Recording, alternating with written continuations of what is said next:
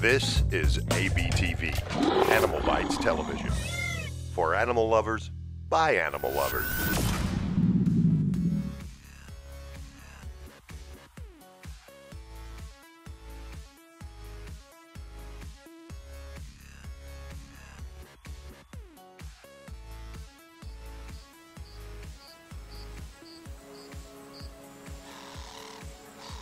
Thanks for joining me this week as I continue my adventures on foot in the African bush. Last week I had some interesting encounters with some Cape buffalo, and I also stumbled across a really cute flap-necked chameleon. This week though, things get a little wilder.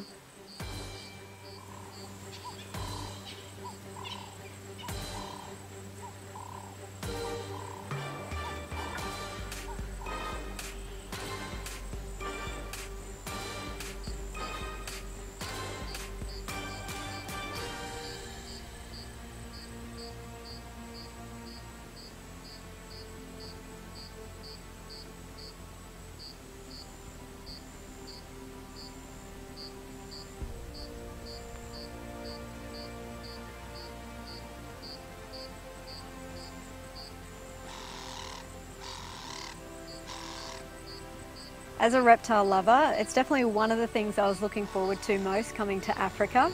And I've been here a year, and this is the first rock monitor that I've ever found.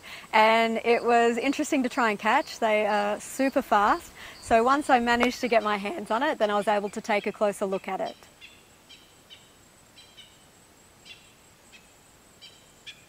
So here I have a rock monitor.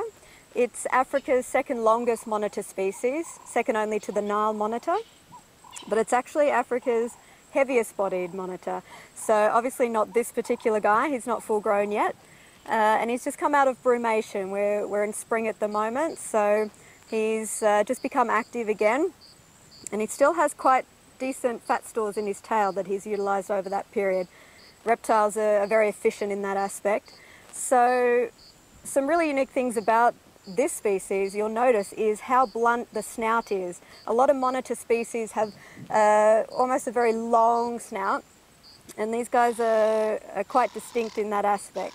So a very prehistoric look.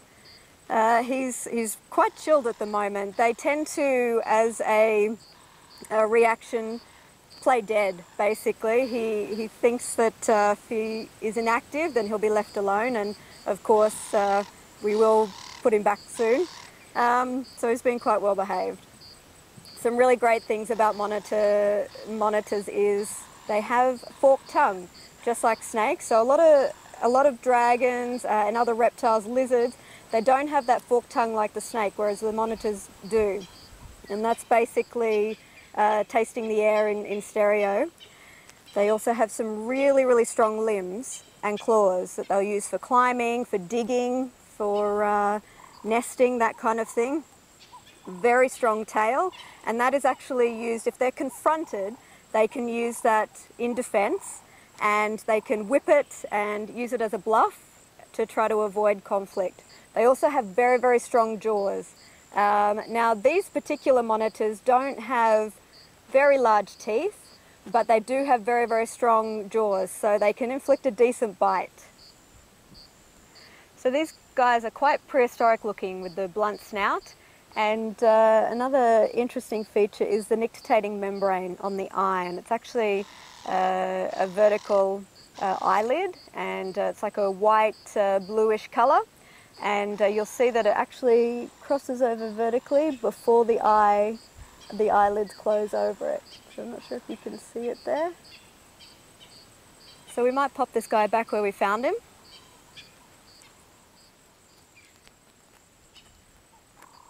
There we go, buddy. Beautiful little guy. Okay.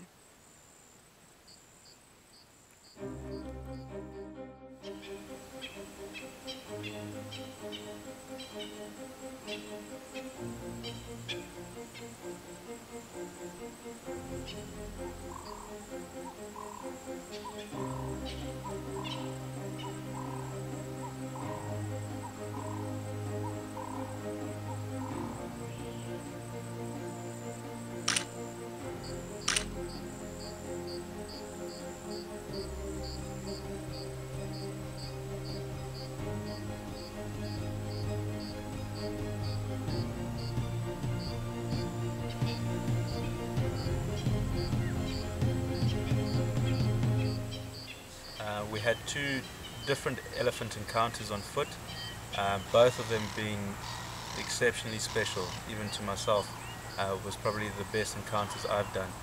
And the first one was the elephant was behind the dam wall, which allowed us to actually get right up to the dam wall without the elephant even noticing that we were there.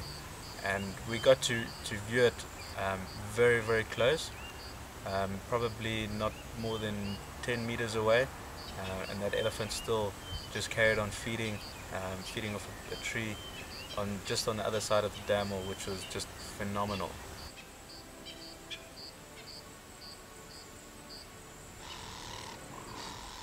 So my first elephant on foot encounter was probably the most exhilarating, just because there seemed like there was more of a danger factor. We basically crept up on this elephant. We were behind an embankment and it was on the other side feeding a young bull elephant, so it didn't actually know we were there. So it just meant we had to be a little more careful that we didn't startle it. Otherwise it could have given us a charge or, potentially a bluff. So that definitely got the heart racing, and I really enjoyed that experience.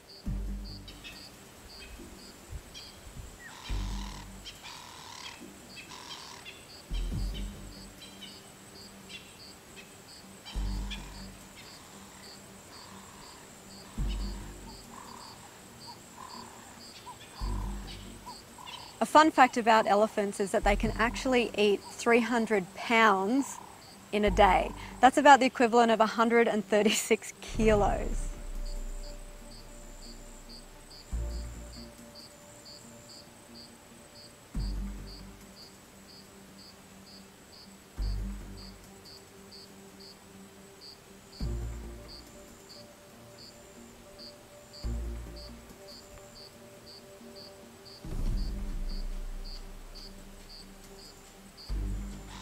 The second encounter we had, we saw two medium-sized bull elephants drinking at a waterhole, and myself and Fafa, we decided to make an approach, and obviously being on the other side of the dam wall basically provides an object between ourselves and the elephant.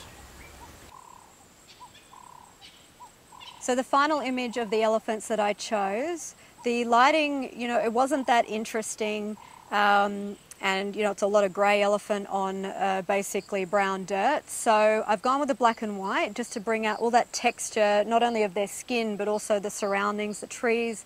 And I got this image as we started to get up and back away.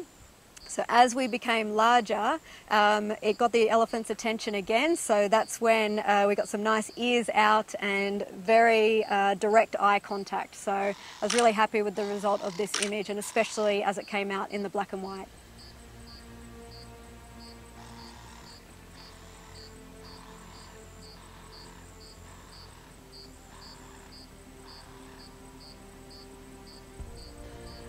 Our next encounter was really exhilarating and a true African wild experience, something that a lot of people don't get to experience. So it's something I'll cherish and I'll never forget.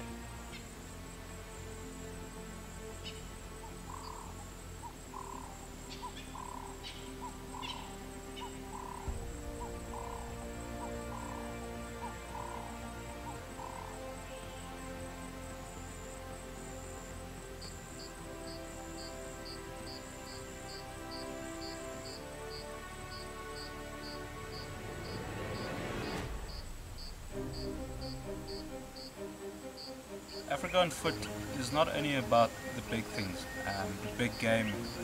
It's more about experiencing the bush in a different way, where we go out for a walking safari in the morning, and we pick up on tracks, signs.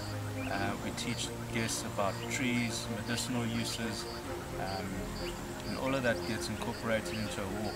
And it's just a bonus if you do actually come across one of the big five members, because it's just such a phenomenal experience.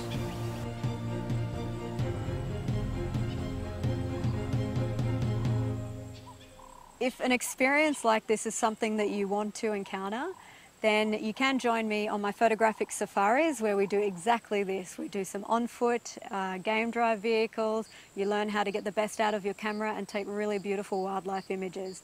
You can find out more at thewildspirit.com.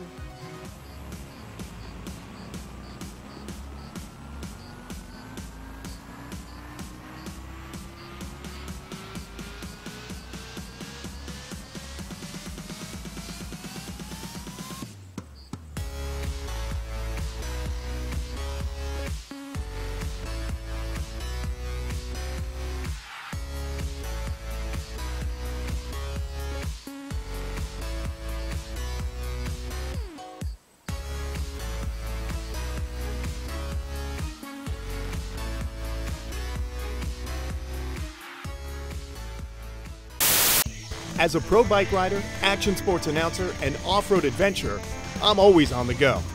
But for my true passion as a reptile breeder, I created my own sanctuary in South Florida, Camp Kennett. This is ABTV.